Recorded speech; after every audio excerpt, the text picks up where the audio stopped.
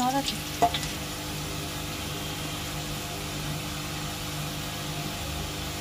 লাল লাল করে ভাজা হবে।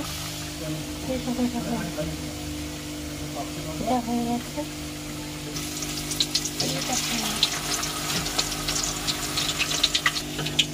এই দেখো ফুচকার বাটি, ফুচকার বাটি। ফুচকা কি খাবে? ফুচকার বাটি তৈরি হয়েছে, বাটি। এই দেখো ভাজা হয়ে গেছে। এবার এর উপর মশলা দেবো, দেখো এই যে তৈরি হয়ে গেছে।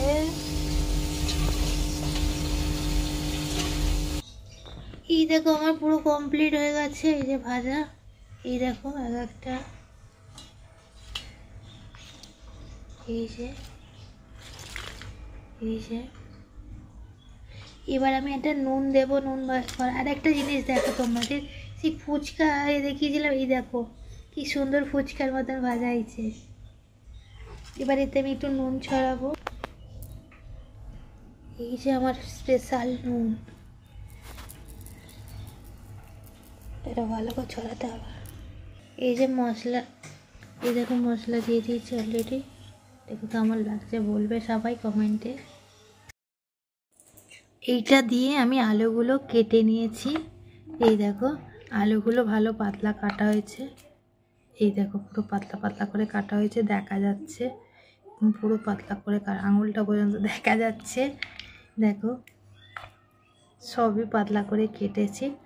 এবার আমি করার চেষ্টা করছি, দেখো ভুল হলে বলে দিও ভাই।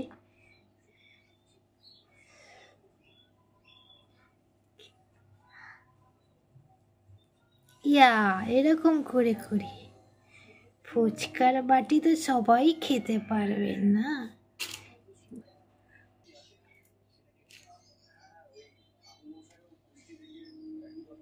এই দেখো খুলে গেল। এই তা করেছি, 1 মিনিট।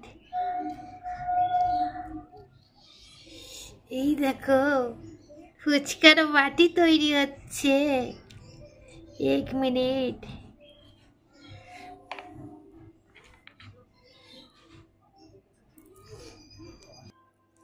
এই দেখো এরকম করে করে আমি করছি।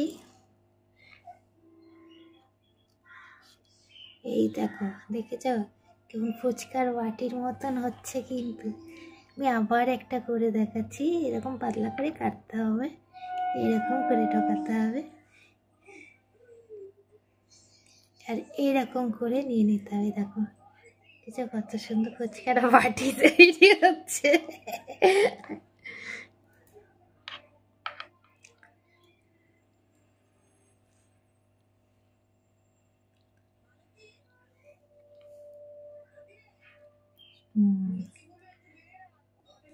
এটা এই ধরনের করলাম, ওটাও একরকম করলাম, এটা একরকম করলাম। আমি দেখিয়ে দিচ্ছি তোমার। যা পড়ে যাচ্ছিস কেন ভাই? পড়িস না পড়িস না, এত কষ্ট করে করছি। এই যে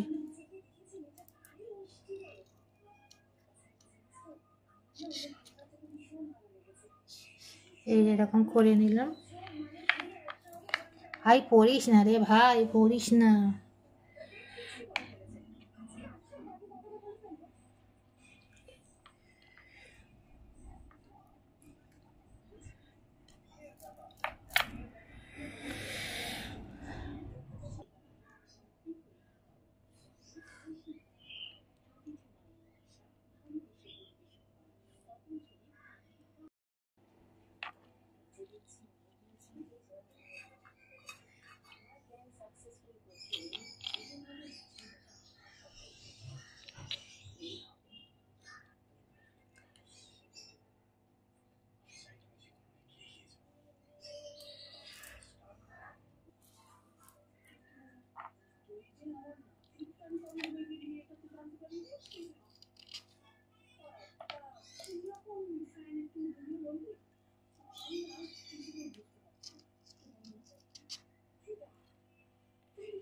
এটা তো কেটেই গেল, খুলেই গেল।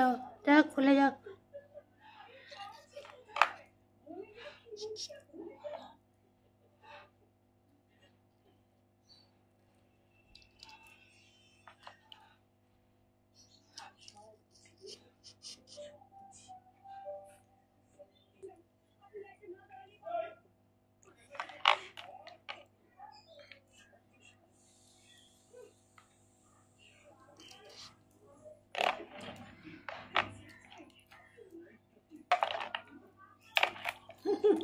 বেঁচে যাচ্ছি আমি কালে।